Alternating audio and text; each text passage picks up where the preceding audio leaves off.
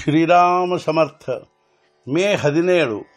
ನಾನು ಭಗವಂತನವನಿರುತ್ತೇನೆ ಎಂಬ ಅಖಂಡ ಅರಿವನ್ನು ಇಟ್ಟುಕೊಂಡಿರಬೇಕು.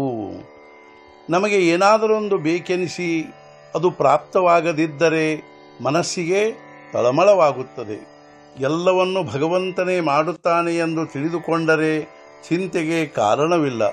ನಾವು ದೇವರು ಇರುತ್ತಾನೆ ಅನ್ನುತ್ತೇವೆ, ಆದರೆ ನಮಗೆ ಅವನ ಮೇಲೆ ವಿಶ್ವಾಸವಿರುತ್ತದೆಯೇ? ಒಬ್ಬ ಮನುಷ್ಯನು ಮುಳುಗುತ್ತಿರುವಾಗ ಅವನ ಕೈಗೆ ಕಲ್ಲು ಹತ್ತಿದರೂ ಕೂಡ ಅದು ತನ್ನನ್ನು ತೇಲಿಸಬಹುದೆಂದು ಅವನಿಗೆ ವಿಶ್ವಾಸವೆನಿಸುತ್ತದೆ. ಆಗ ಅವನು ಅದನ್ನು ಹಿಡಿದು ಅದರೊಂದಿಗೆ ತಾನೂ ಮುಳುಗಿ ಹೋಗುತ್ತಾನೆ. ಆದ್ದರಿಂದ ನಾನು ಅನ್ನುವುದೇನೆಂದರೆ, ದೇವರು ಇರುತ್ತಾನೆ ಎಂದು ನಮಗೆ ವಿಶ್ವಾಸವಿರುವುದಿಲ್ಲ. ನಾವು ಕೇವಲ ಬಾಯಿಂದ ಹೇಳುತ್ತೇವೆಯಷ್ಟೇ. ಹಾಗಿಲ್ಲದಿದ್ದರೆ ನಮಗೆ ಚಿಂತೆ ಏಕೆ ಅನಿಸಬೇಕು?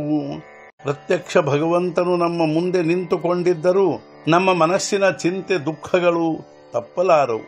ಏಕೆಂದರೆ ಪರಮೇಶ್ವರನ ವಿಷಯದಲ್ಲಿಯ ನಮ್ಮ ವಿಶ್ವಾಸವೇ ಡೋಲಾಯಮಾನವಾಗುತ್ತಿರುತ್ತದೆ. ವಾಸ್ತವಿಕವಾಗಿ ಪರಮೇಶ್ವರನ ಇಚ್ಛೆಯೇ ಪ್ರಮಾಣವೆಂದು ತಿಳಿದ ಮೇಲೆ ನಮಗೆ ಸುಖ ದುಃಖ ಹೊಂದಲು ಕಾರಣವೇ ಇಲ್ಲ. ಪರಮೇಶ್ವರನು ಸರ್ವವ್ಯಾಪಿಯಾಗಿರುತ್ತಾನೆ. ಅವನು ನನ್ನಲ್ಲಿರುವಂತೆ ಇತರರಲ್ಲಿಯೂ ಇರುತ್ತಾನೆ.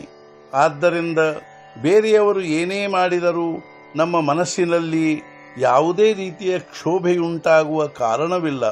ಆದರೂ ಕೂಡ ನಾನು ಭಗವಂತನವನಿರುತ್ತೇನೆ, ಅವನು ನನ್ನ ರಕ್ಷಕನಾಗಿರುತ್ತಾನೆ, ಆದ್ದರಿಂದ ಏನೇ ಆದರೂ ನನಗೆ ಚಿಂತೆಗೆ ಕಾರಣವಿಲ್ಲವೆಂಬ ಭಾವನೆಯನ್ನಿಟ್ಟುಕೊಂಡು ನಡೆಯಬೇಕು.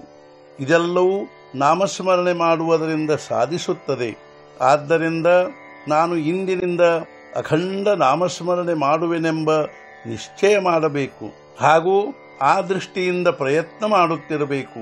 ಭಗವಂತನಿಗೆ ಶರಣು ಹೋಗಿ ನನಗೆ ಆ ರೀತಿ ನಡೆಯುವ ಬುದ್ಧಿ ಕೊಡು ಎಂದು ಪ್ರಾರ್ಥಿಸಬೇಕು. ಪ್ರಾರಂಭದಲ್ಲಿ ಆಗ್ರಹವಿರಬೇಕಾಗುತ್ತದೆ. ಚಿಕ್ಕ ಮಕ್ಕಳನ್ನು ಶಾಲೆಗೆ ಕಳಿಸುವುದಕ್ಕಾಗಿ ಪ್ರಾರಂಭದಲ್ಲಿ ಸ್ವಲ್ಪ ಆಗ್ರಹ ಮಾಡಬೇಕಾಗುತ್ತದೆ.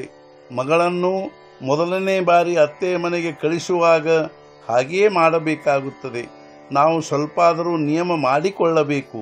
ಉದಾಹರಣೆಗೆ, ಊಟ ಮಾಡುವ ಮೊದಲು, ರಾತ್ರಿ ಮಲಗುವಾಗ, ಬೆಳಿಗ್ಗೆ ಏಳುವಾಗ ನಾಮ ತೆಗೆದುಕೊಳ್ಳಲೇಬೇಕು. ಭಗವಂತನ ಸ್ಮರಣೆ ಮಾಡಲೇಬೇಕು. ಈ ರೀತಿ ಮಾಡುವುದರಿಂದ ಅದು ನಮ್ಮ ಜೀವನದಲ್ಲಿ ಬಹಳ ಉಪಯೋಗವಾಗುತ್ತದೆ. ಪ್ರಾಪಂಚಿಕ ಜೀವನವು ಇಂದು ಹೇಗೆ ನಡೆದಿರುತ್ತದೆಯೋ ಅದನ್ನು ಹಾಗೆಯೇ ನಡೆಸಿಕೊಂಡು ಹೋಗಬೇಕು. ಆದರೆ ನನಗೆ ಭಗವಂತ ಬೇಕೆಂದು ಅನ್ನುತ್ತಿರಬೇಕು. ಮನಸ್ಸಿನಲ್ಲಿ ಭಗವಂತನ ಆಶೆಯನ್ನು ಇಟ್ಟುಕೊಳ್ಳಬೇಕು. ಅಂದರೆ ಅದು ನಿಧಾನವಾಗಿ ಬೆಳೆಯುತ್ತಾ ಹೋಗುತ್ತದೆ ಹಾಗೂ ಅದರ ಪರ್ಯವಸಾನವು ಧ್ಯಾಸದಲ್ಲಿ ಆಗುತ್ತದೆ. ಉದಾಹರಣೆಗೆ, ಒಬ್ಬ ಮನುಷ್ಯನಿಗೆ ಮನೆ ಕಟ್ಟುವುದಿರುತ್ತದೆ. ನನಗೆ ಮನೆ ಕಟ್ಟುವುದಿರುತ್ತದೆ ಎಂದು ಅವನು ಅನ್ನುತ್ತಿರುತ್ತಾನೆ. ಅದಕ್ಕಾಗಿ ದುಡ್ಡು ಸಂಗ್ರಹಿಸುತ್ತಿರುತ್ತಾನೆ. ಆಭರಣ ಮಾಡಿಸುವ ಪ್ರಸಂಗ ಬಂದಾಗ ಈಗ ಮಾಡಿಸುವುದು ಬೇಡ ಅನ್ನುತ್ತಾನೆ. ಏಕೆಂದರೆ ಅವನಿಗೆ ಮುಂದೆ ಮನೆ ಕಟ್ಟುವುದಿರುತ್ತದೆ. ಇದರಂತೆ ನನಗೆ ಭಗವಂತ ಬೇಕು ಎಂದು ಕೇವಲ ಅನ್ನುತ್ತಾ ಹೋಗುವುದರಿಂದ ಮನುಷ್ಯನು ಕೇವಲ ಪ್ರಪಂಚದಲ್ಲಿಯೇ ಸಿಕ್ಕಿಕೊಳ್ಳದೆ ವಿಷಯಗಳನ್ನು ಸಂಯಮದಿಂದ ಅನುಭವಿಸುವನು. ನಿಜವಾದ ಧ್ಯಾಸ ಹತ್ತಿತೆಂದರೆ ಭಗವಂತನ ಪ್ರಾಪ್ತಿಯಾಗದ ಹೊರತು ಅವನಿಗೆ ಸಮಾಧಾನವೆನಿಸುವುದೇ ಇಲ್ಲ. ಇಂದಿನ ಮುಖ್ಯ ವಿಚಾರ, ಯಾರಿಗೆ ಭಗವಂತನ ಮೇಲೆ ವಿಶ್ವಾಸವು ಅವರಿಗೆ ನಿಜವಾದ ಸಮಾಧಾನ. ಸದ್ಗುರುನಾಥ ಮಹಾರಾಜ್ ಕಿ ಜೈ.